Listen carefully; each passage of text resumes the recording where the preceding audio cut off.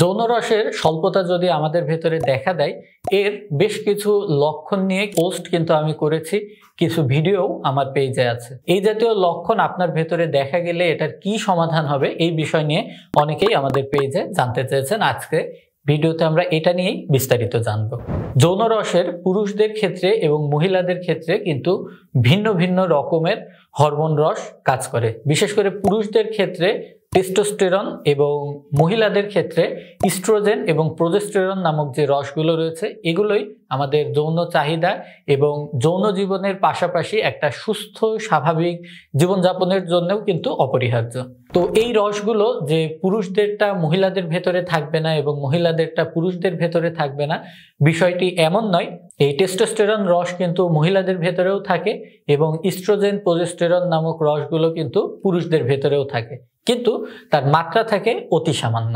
তো এই কারণে এই রসের যে তারতম্য, এটা যদি খুব বেশি উঁচু নিচু হয়ে যায়, সেক্ষেত্রেই কিন্তু আমাদের বাহ্যিক যে জীবনযাপন এবং বাচনভঙ্গি এগুলোতে পরিবর্তন আসতে পারে আমাদের জীবনের ভেতরে ডিপ্রেশন, হতাশা সহ বাকি যে সকল লক্ষণগুলোর কথা আমি আমার পোস্টে বলেছি, এই 16-17টা লক্ষণগুলো, এগুলোকে কিভাবে আপনি নির্ণয় করবেন এবং চিকিৎসা করবেন এই বিষয় নিয়ে আমরা আজকে কথা বলবো।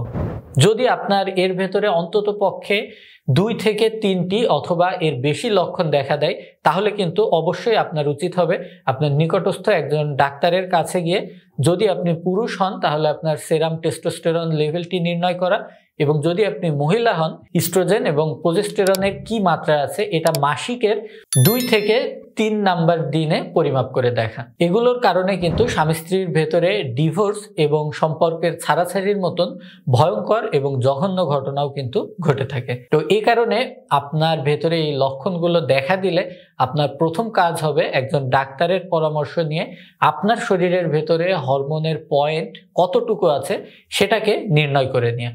যদি এটি স্বাভাবিকের থেকে কম থাকে, সেক্ষেত্রে প্রথম কাজ হবে কি কারণে কমে গেছে। আপনার অন্ডকোষের ভেতরে কোনো সমস্যা আছে কিনা, আপনার ব্রেইনে কোনো সমস্যা আছে কিনা, আপনার কিডনির উপরে যে অ্যাড্রেনাল নামক গ্রন্থি আছে এই গ্রন্থিতে কোনো সমস্যা আছে কিনা, এই 3টি জায়গা চেক করে নেওয়া।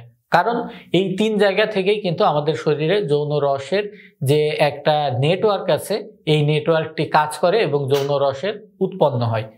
তো সে কারণে যদি এই জায়গাগুলোতে কোনো রকম সমস্যা, টিউমার, ক্যান্সার বা ক্ষয় হয়ে যাওয়ার সমস্যা আমরা না দেখি, সেক্ষেত্রে আমরা আপনাকে আপনার জীবনযাত্রার পরিবর্তন আনা সহ বেশ কিছু ঔষধপত্র এবং খাবার দাবার, এমনকি এক্সারসাইজের পরামর্শ দিয়ে দিব, যেগুলো আপনার এই সমস্যাকে আস্তে আস্তে ওভারকাম করতে সহায়তা করবে।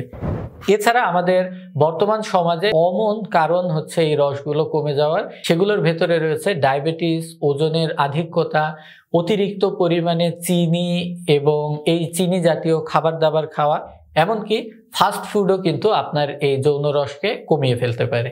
আপনি যদি পর্যাপ্ত পরিমাণ ঘুম নিশ্চিত করতে পারেন এবং খাবার দাবারের বিষয়ে সচেতন হতে পারেন, তাহলে কিন্তু এই সমস্যাগুলো নিয়ন্ত্রণে নিয়ে আসা সম্ভব। এবং সর্বোপরি যদি এগুলোর পরও আপনার সমস্যার উন্নতি না হয়, সেক্ষেত্রে টেস্টোস্টেরন রিপ্লেসমেন্ট থেরাপি এবং টেস্টোস্টেরন এনহ্যান্সমেন্ট থেরাপির মাধ্যমেও কিন্তু আপনার এই সমস্যাকে পুরোপুরি রূপে কবর দিয়ে ফেলা সম্ভব। আল্লাহ হাফেজ।